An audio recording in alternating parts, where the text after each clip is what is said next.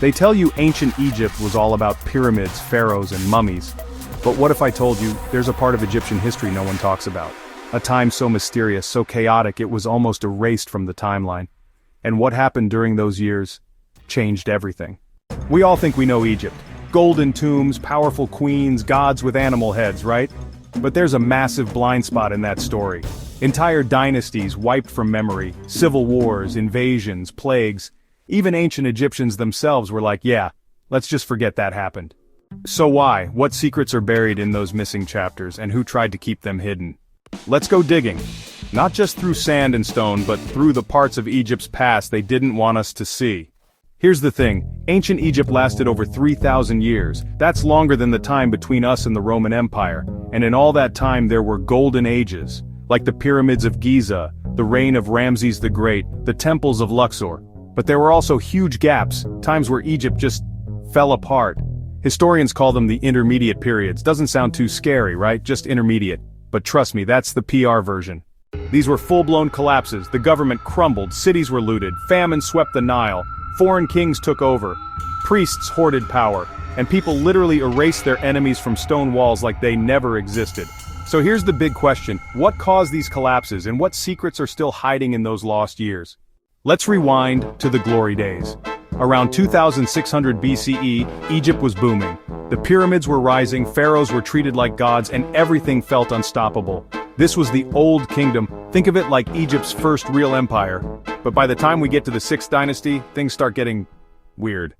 The pharaoh Pepi II ruled for more than 90 years, the longest reign of any monarch in history. Sounds impressive, but it left Egypt with no clear successor, and the central government slowly broke down. Officials started running their regions like mini-kingdoms. The Nile's floods, which were everything for crops, became erratic and people started to starve. Documents from the time say stuff like, the rich became poor, the poor died, the dead were buried without ceremony, the river is blood. Soon, the pharaoh wasn't even in charge anymore. Local warlords took over, tombs were looted, entire cities were burned. And that kicked off the first intermediate period, Egypt's first dark age.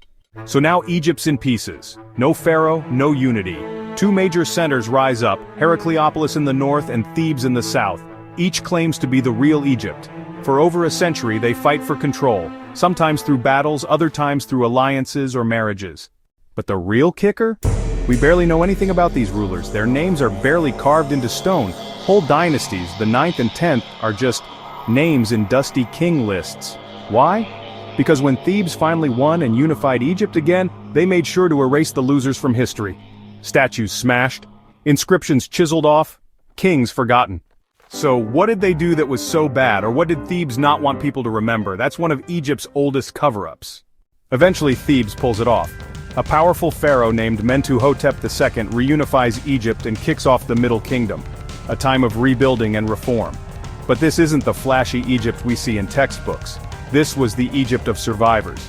They had just come out of a century of civil war. Their stories were darker, more introspective. One of the oldest novels in history, The Tale of Sinuhe, comes from this period. It's about a man who flees Egypt after the king dies, wanders the desert, lives among foreigners, and longs to return home. It's not about glory, it's about trauma.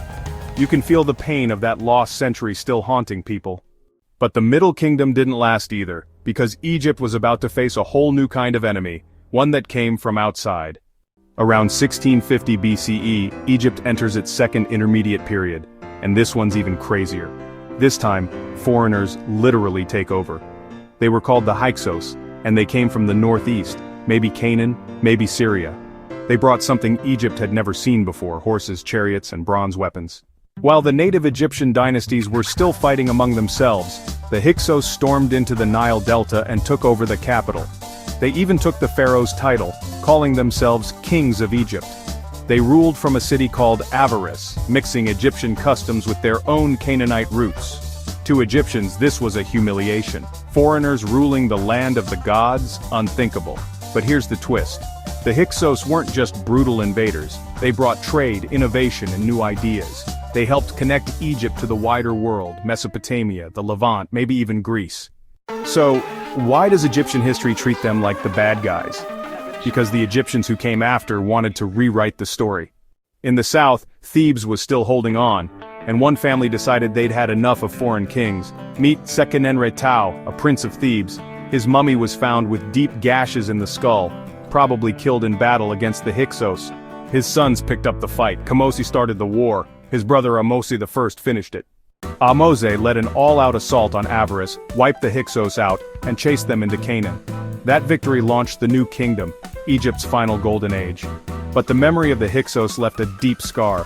From that moment on, Egyptians became obsessed with purity and order.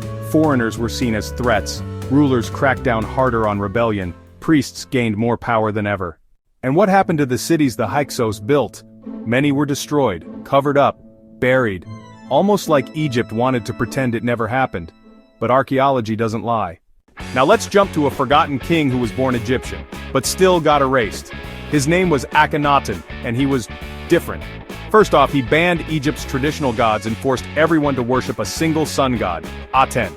That's right, a monotheist pharaoh 1,000 years before Christianity or Islam.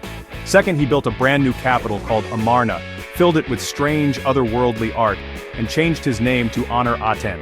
Some statues show him with an elongated skull, wide hips and soft features, a radical departure from the muscular, stoic pharaohs of old.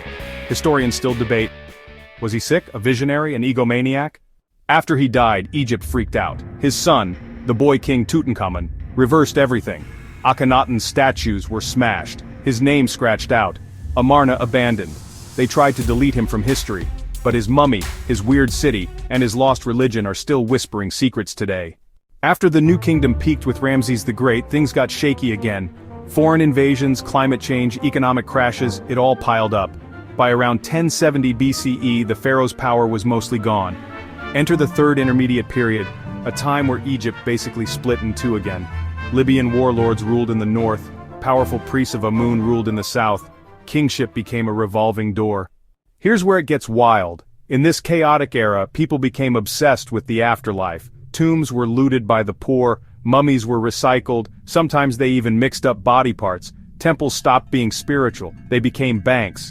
Priests were more powerful than pharaohs, the living were poor and the dead were rich. It was like the country lost faith in itself. And slowly, Egypt slipped from being a superpower into a memory. Here's the crazy part. We've barely scratched the surface. Only a fraction of Egypt has been excavated. Over 100 pyramids still lie buried or unexplored. More than 70% of Egyptian texts haven't even been translated yet. We're still finding lost tombs in places like Saqqara Abydos and the Valley of the Kings. New CT scans show hidden chambers in the Great Pyramid. Satellite tech reveals cities under the sand.